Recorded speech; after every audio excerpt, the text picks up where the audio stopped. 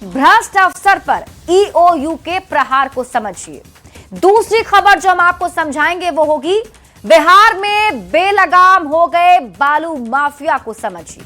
तीसरी खबर आपको बताएंगे बिहार में उद्योग के जाल वाली खबर को समझिए। और चौथी खबर आपको बताएंगे झारखंड से बच्चे गायब हो रहे हैं।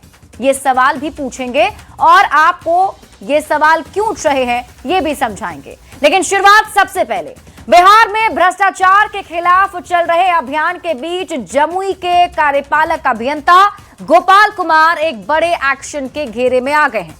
आय से अधिक संपत्ति मामले में आर्थिक अपराध इकाई यानी ईओयू ने पटना से लेकर जमुई तक उनके 4 ठिकानों पर एक साथ छापेमारी शुरू कर दी है। और इसमें इस काली कमाई के कुबेर के आय से करीब 82% ज्यादा संपत्ति का खुलासा हुआ है। छापेमारी में रात 8 बजे तक लाखों रुपए के कैश और गहने बरामद हुए हैं। ये रिपोर्ट देखिए फिर खबर तो समझिए।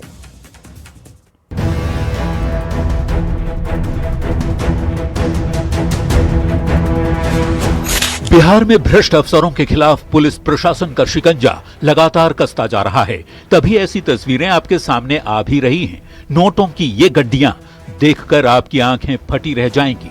एक से बढ़कर एक खूबसूरत डिजाइन के गहने जिसे खरीदने की आज शायद ही कोई हिम्मत करे। पर यह दुस्साहस किया है एक सरकारी विभाग के भ्रष्ट इंजीनियर ने आय से अधिक संपत्ति अर्जित करने के मामले में। जब ग्रामीण विकास विभाग के एग्जीक्यूटिव इंजीनियर गोपाल कुमार के घर पर ईओयू ने रेड डाली तो अफसरों के भी होश उड़ गए। पटना और जमुई के 4 ठिकानों पर एक साथ रेड डाली गई। पटना के अपार्टमेंट से अभी तक 40 लाख रुपए कैश मिले हैं। लाखों के गहने भी बरामद हुए हैं। वहीं कई बैंकों की पासबुक और जमीन से जुड़े कागजात भी ईओयू को मिले हैं। लगातार आर्थिक अपराध इकाई जो है वो छापेमारी कर रही है। ये जो आवास है जगत विला, ये गोपाल कुमार का ये आवास है और इसके जो 2nd फ्लोर है वहाँ पे छापेमारी जो है वो लगातार जारी है। आपको बता दें कि अभी तक लगभग यहाँ पे 2 करोड़ से ज्यादा की जो आय से अधिक संपत्ति का जो है वो पता चला है। जमुई के केकेएम कॉलेज के पास गोपाल कुमार फिलहाल किराए के मकान में रहते हैं। इन पर 2 करोड़ 61 हजार रुपये से ज्यादा अधिक संपत्ति अर्जित करने का साक्ष्य मिला है, जो इनके ज्ञात आय से लगभग 81% ज्यादा है। वैसे बिहार सरकार की जीरो टॉलरेंस नीति के तहत भ्रष्ट अधिकारियों पर यह बड़ा प्रहार माना जा रहा है। न्यूज 18 के लिए जमुई से केसी कुंदन के साथ पटना से रवि एस नारायण और अमित कुमार की रिपोर्ट।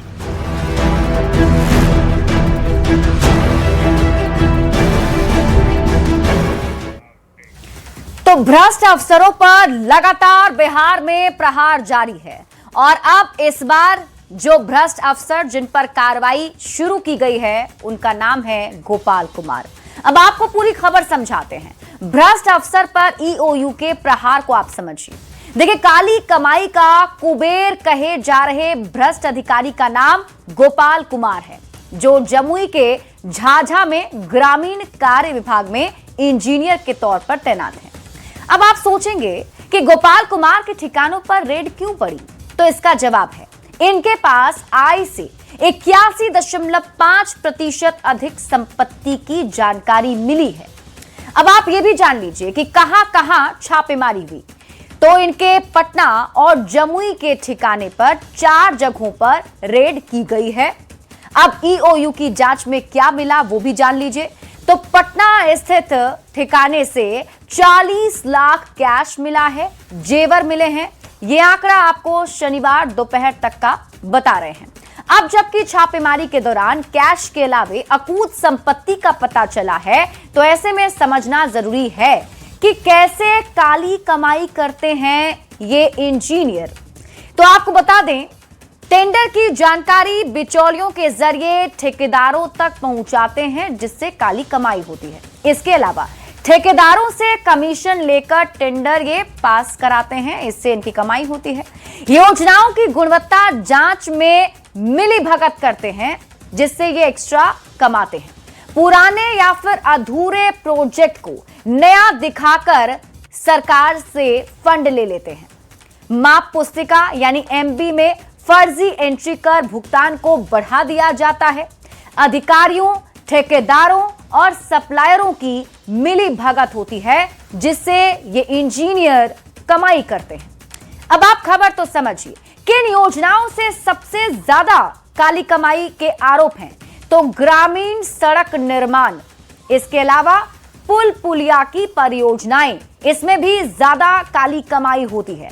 मुख्यमंत्री ग्राम संपर्क योजना, इसके अलावा बाढ़ प्रभावित सड़कों की मरम्मत को लेकर पंचायत और प्रखंड स्तर की निर्माण योजनाएं में भी कमाई करते हैं। अब भ्रष्ट अफसर पर ईओयू के प्रहार को समझिए, यानी इस कार्रवाई का संदेश क्या है? तो भ्रष्टाचार पर जीरो टॉलरेंस की नीति है। काली कमाई करने वाले बचेंगे नहीं। भ्रष्टाचार पर जोरदार प्रहार होगा और यह साफ कर दिया गया है कि बिहार में भ्रष्टाचार पर जीरो टॉलरेंस की नीति सरकार लेकर चल रही है। जो भ्रष्टाचारी हैं उन पर कार्रवाई होगी। बढ़ते हैं आगे और बात अगली खबर की। बिहार में बालू माफिया का आतंक लगातार बढ़ता जा रहा है। हालात ऐसे हैं कि अब ये माफिया सिर्फ कानून को चुनौती नहीं दे रहे, बल्कि खुलेआम पुलिस जवानों की जान लेने पर उतारू हो चुके हैं। 2 दिनों के भीतर बिहार में 2 ऐसी घटनाएं सामने आई हैं जिसने कानून व्यवस्था पर बड़े सवाल खड़े कर दिए हैं। ये रिपोर्ट देखिए, फिर खबर तो समझिए।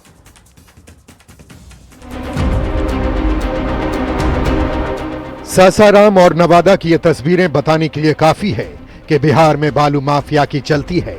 वो कानून को ताक पर रखकर अवैध रूप से खनन करते हैं और खनन में खलल पड़ने पर खून खराबे पर उतारू हो जाते हैं। बालू माफिया इतने बेलगाम हो चुके हैं कि पुलिस की कार्रवाई के दौरान जवानों को कुचलने तक से बाज नहीं आ रहे, जिसकी तस्दीक ये तस्वीरें कर रही है। जानकारी के मुताबिक मुफस्सिल थाना क्षेत्र के एसपी जैन मोड़ के पास पुलिस ने बालू लदे ट्रैक्टर को रोकने की कोशिश की, लेकिन ट्रैक्टर चालक ने रुकने के बजाय सीधे सिपाही मुकेश कुमार को ही रौंद दिया। इससे पहले नवादा में भी बालू माफिया ने पुलिस टीम पर जानलेवा हमला किया था। नारदीगंज थाना क्षेत्र में छापेमारी करने पहुंची पुलिस टीम पर माफिया ने हमला बोल दिया। इस दौरान बालू लदे ट्रैक्टर से एएसआई नागेंद्र प्रसाद को कुचल दिया, जिसमें वे गंभीर रूप से घायल हो गए। घायल एएसआई को इलाज के लिए अस्पताल में भर्ती कराया गया। वहीं घटना के बाद पूरे इलाके में हड़कंप मचा हुआ है। नवादा पुलिस ने ताबड़तोड़ कार्रवाई करते हुए कई इलाकों में छापेमारी की और बड़ी कार्रवाई करते हुए 28 लोगों को गिरफ्तार किया है। लेकिन सबसे बड़ा सवाल यह है कि आखिर बालू माफिया के हौसले इतने बुलंद क्यों हैं? क्या पुलिस पर हमला करना आम बात हो गई है? कब तक पुलिस वाले जान पर खेल कर लड़ते रहेंगे? अवैध बालू कारोबार पर पूरी तरह लगाम क्यों नहीं? ये वो तमाम सवाल हैं जिसके जवाब प्रशासन को देना पड़ेगा, क्योंकि अवैध बालू खनन प्रशासन के लिए बड़ी चुनौती बना हुआ है। पुलिस जवानों को निशाना बनाया जा रहा है, जिसने पूरे सिस्टम की चिंता बढ़ा दी है, क्योंकि अगर कानून लागू करने वाले ही सुरक्षित नहीं रहेंगे तो फिर आम लोगों की सुरक्षा का सवाल भी बड़ा हो जाता है। ऐसे में देखने वाली बात होगी कि पुलिस कब तक बालू के अवैध कारोबार पर नकेल कसती है और माफिया को जेल की सलाखों के पीछे पहुंचाती है। न्यूज 18 के लिए सासाराम से अजीत कुमार और नवादा से अनिल विशाल के साथ ब्यूरो रिपोर्ट।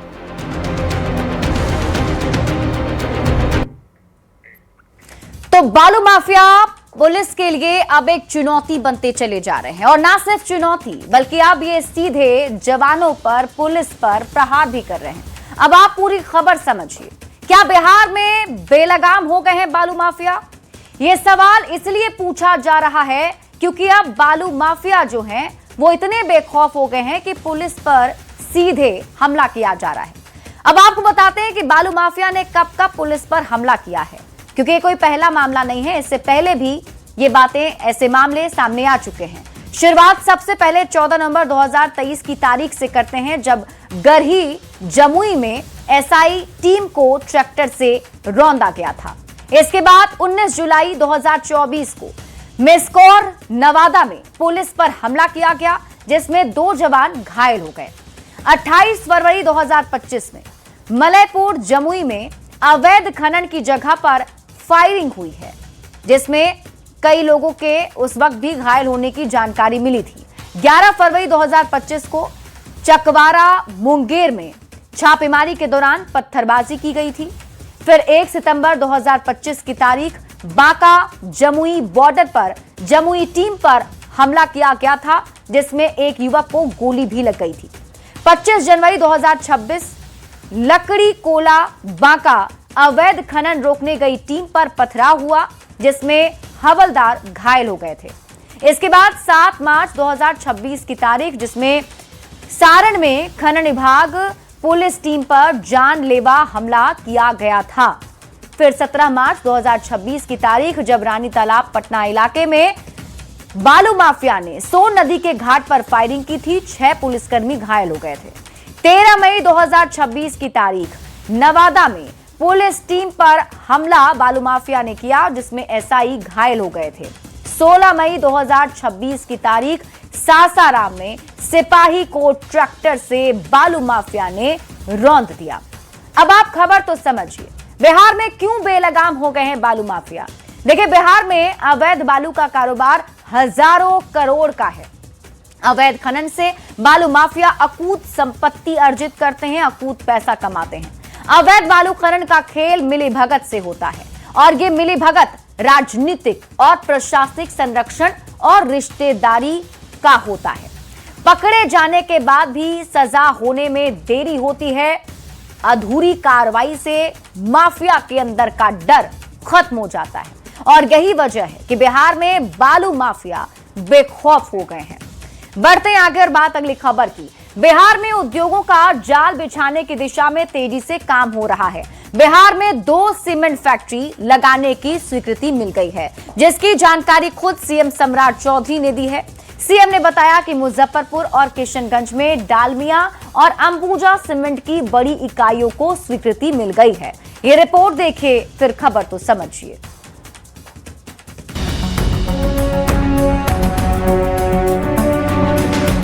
बिहार के किशनगंज में सीमेंट फैक्ट्री, मुजफ्फरपुर में सीमेंट फैक्ट्री और हाजीपुर में फूड प्रोसेसिंग यूनिट। बिहार में उद्योगों का जाल बिछाने की दिशा में सरकार तेजी से काम कर रही है और औद्योगिकरण के रास्ते पर बिहार तेजी से आगे बढ़ चला है। इसी का नतीजा है कि बिहार में 2 सीमेंट फैक्ट्री लगाने को स्वीकृति मिल गई है। इसकी जानकारी खुद मुख्यमंत्री सम्राट चौधरी ने सोशल मीडिया एक्स पर दी है। सीएम ने बताया है कि एसआईपीबी यानी राज्य निवेश प्रोत्साहन बोर्ड की 67वीं बैठक में मुजफ्फरपुर और किशनगंज में डालमिया और अंबुजा सीमेंट की बड़ी इकाइयों को स्वीकृति दी गई है। साथ ही 16 परियोजनाओं को स्टेज 1 क्लियरेंस और 4 परियोजनाओं को वित्तीय मंजूरी मिली है। इससे सीमांचल के युवाओं को अब रोजगार के लिए घर छोड़ने की जरूरत नहीं पड़ेगी, क्योंकि उद्योग खुद उनके द्वार तक आ रहे हैं। उद्योगों के क्षेत्र में सिर्फ सीमेंट ही नहीं, हाजीपुर में फूड प्रोसेसिंग प्लांट लगाने का भी रास्ता साफ हो गया है। इसकी जानकारी भी खुद मुख्यमंत्री ने देते हुए बताया कि वैशाली के हाजीपुर में लगने वाला ये फूड प्रोसेसिंग प्लांट देश का तीसरा प्लांट होगा, जो 100 एकड़ में विकसित होगा। यह संस्थान खाद्य प्रसंस्करण, रिसर्च, तकनीकी शिक्षा और उद्यमिता को नई ऊंचाई देगा और हमारे किसानों, युवाओं के साथ ही उद्यमियों के लिए नए अवसरों के द्वार खोलेगा। बिहार में निवेश से बिहार के उद्योगपति भी बेहद उत्साहित हैं और इसे बिहार के विकास के लिए अहम मान रहे हैं। बिहार चैम्बर ऑफ कॉमर्स के प्रेसिडेंट पीके अग्रवाल भी मानते हैं कि बिहार का माहौल बदला है, इसका फायदा बिहार को मिल रहा है और निवेशक का झुकाव भी बिहार की तरफ हो रहा है। फर्स्ट टाइम ऐसा महसूस हुआ है हम लोगों को कि लोगों का झुकाव जो है, जो इन्वेस्टमेंट करने वाले लोग हैं, उनका इंटरेस्ट जो है हम लोग के स्टेट के प्रति आई है। रोजगार, नौकरी और उद्योग 2025 के विधानसभा चुनाव में मुख्य मुद्दा यही रहे। एनडीए के नेताओं ने खूब दावे किए। अब सरकार बन चुकी है और सरकार के ऊपर उद्योगों का जाल बिछाने की बड़ी चुनौती है, ताकि लोगों को बाहर न जाना पड़े, बिहार में ही रोजगार के अवसर पैदा हो। न्यूज 18 के लिए पटना से आनंद अमृतराज और शैलेंद्र कुमार की रिपोर्ट। अब आपको बिहार में उद्योग के जाल वाली खबर को समझाते हैं, क्योंकि बिहार में उद्योग के क्षेत्र में बड़े काम होने जा रहे हैं, जिसकी जानकारी खुद मुख्यमंत्री सम्राट चौधरी ने दी है। दरअसल बिहार में उद्योग की हमेशा से कमी रही है, और जो उद्योग बिहार में थे भी उनमें से ज्यादातर बिहार और झारखंड का जब बंटवारा हुआ तो उस वक्त वो झारखंड के हिस्से में चले गए।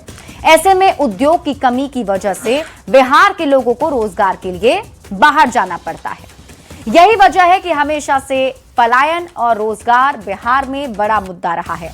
चुनाव में उद्योग को लेकर बड़े बड़े दावे किए गए, फिर बिहार के लोगों ने एनडीए पर भरोसा जताया, बिहार में फिर से एनडीए की सरकार बनी और अब सरकार के ऊपर उद्योग का जाल बिछाने की चुनौती है। यही वजह है कि सरकार बनने के बाद से ही नई सरकार उद्योग को लेकर काफी एक्टिव दिख रही है। उद्योग को लेकर एक्टिव सरकार ने नई औद्योगिक परियोजनाओं को मंजूरी दी। वैशाली में NIFTEM कैंपस और औद्योगिक क्षेत्र, उद्योग भूमि अधिग्रहण और लैंड बैंकिंग बनाया जा रहा है ताकि जो बिहार में निवेश करने आए उनको जगह जमीन के लिए परेशानी ना हो। चीनी उद्योग को बढ़ावा देने की नीतिगत तैयारी का वादा भी किया गया है। इसके साथ ही औद्योगिक निवेश को लेकर सिंगल विंडो सिस्टम ताकि निवेश करने वाले उद्योगपतियों को ऑफिस दौड़ना ना पड़े। आज खुद सीएम ने सोशल साइट एक्स पर पोस्ट लिखकर इसकी जानकारी दी। सीएम ने खुद बताया कि किशनगंज और मुजफ्फरपुर में सीमेंट फैक्ट्री को मंजूरी मिल चुकी है, जबकि हाजीपुर में फूड प्रोसेसिंग यूनिट लगाई जाएगी।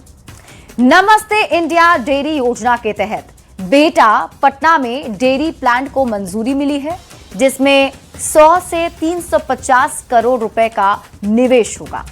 यह बिहार को फूड प्रोसेसिंग हब बनाने की दिशा में एक बड़ा कदम माना जा रहा है और इसके लिए वैशाली में 100 एकड़ भूमि का अधिग्रहण भी किया गया है।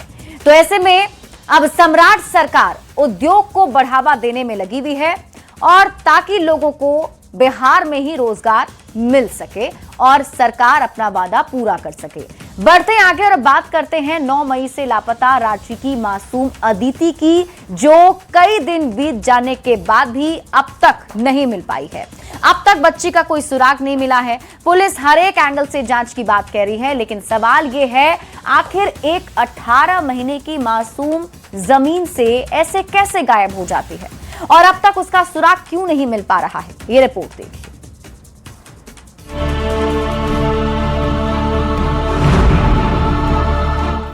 9 मई का दिन और उसके बाद से अदिति पांडे का कोई पता नहीं। परिवार लगातार तलाश में है। इलाका भी सन्नाटे और चिंता में डूबा हुआ है।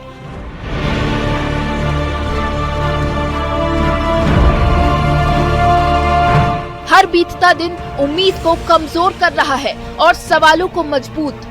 परिवार का रो रो कर बुरा हाल है। हर गुजरता दिन उम्मीद को खत्म कर रहा है और डर को बढ़ा रहा है।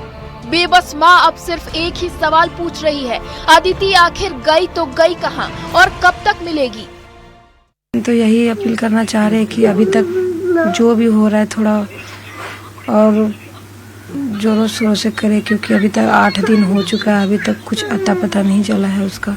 पुलिस का कहना है कि मामले की जांच हर एंगल से की जा रही है। सीसीटीवी फुटेज, स्थानीय पूछताछ और संदिग्ध गतिविधियों की जांच जारी है, लेकिन अब तक न कोई ठोस सुराग मिला है और न ही बच्ची का कोई पता। पुलिस ने सूचना देने वालों को 50,000 रुपए इनाम की घोषणा भी की है, लेकिन अब तक कुछ भी सुराग नहीं मिल पाया है। आक्रोशित परिजनों ने सड़क पर उतरकर हंगामा भी किया था। 5-6 रास्ते में सीसीटीवी नहीं था, 2-3 रास्ते में सीसीटीवी फुटेज है, लेकिन उस रास्ते में नहीं आया। पीछे से रास्ता है, नाला साइड से जा सकते हैं, वहां से तो कोई सीसीटीवी अभी जांच नहीं हुई है। सीसीटीवी अगर मिला है तो यहाँ से काफी दूर में मिला है, तो वो जो जहाँ पे दूर मिला है वहाँ से क्षेत्र बढ़ जाता है, तो कोई जरूरी नहीं है जहाँ पे सीसीटीवी दूर पे मिला है वहाँ से जा सके। वो कहीं और रास्ता भी वो देखा हो। ये सिर्फ एक गुमशुदगी नहीं, ये सिस्टम और सुरक्षा व्यवस्था पर बड़े सवाल खड़े करता है।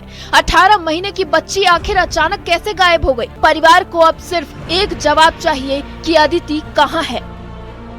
न्यूज़ 18 के लिए रांची से संवाददाता ओम प्रकाश के साथ ब्यूरो रिपोर्ट।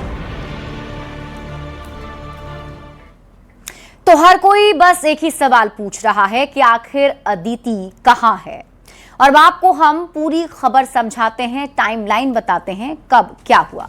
देखिए 9 मई से रांची की मासूम अदिति लापता है। अदिति 18 महीने की है। 18 महीने की मासूम खेलते खेलते अचानक गायब हो गई। पुलिस ने सूचना देने वालों के लिए 50,000 के इनाम का ऐलान भी कर दिया है, लेकिन अब तक अदिति का सुराग नहीं मिल सका है। वहीं घर से कुछ ही दूरी पर नाले के किनारे से कुछ अवशेष मिले हैं। अब पुलिस ने नाले से बरामद अवशेषों को फॉरेंसिक जांच के लिए भेजा है। अवशेषों को डीएनए टेस्ट के लिए भेजा गया है। ये पता लगाने की कोशिश की जा रही है कहीं वो अदिति का तो नहीं। हालांकि झारखंड में पहले भी बच्चों के गायब होने की खबरें आती रही हैं। ये कोई पहला मामला नहीं है। सवाल है कि क्या मानव तस्करी का जाल फिर से मजबूत तो नहीं होने लगा। हालांकि सबसे बड़ा सवाल तो आज यही है कि अदिति आखिर है कहां और अब तक अदिति का सुराग क्यों नहीं मिल सका है, क्योंकि पूरे इलाके में मातम पसरा है और सभी बस अदिति के बारे में जानना चाहते हैं। इसी के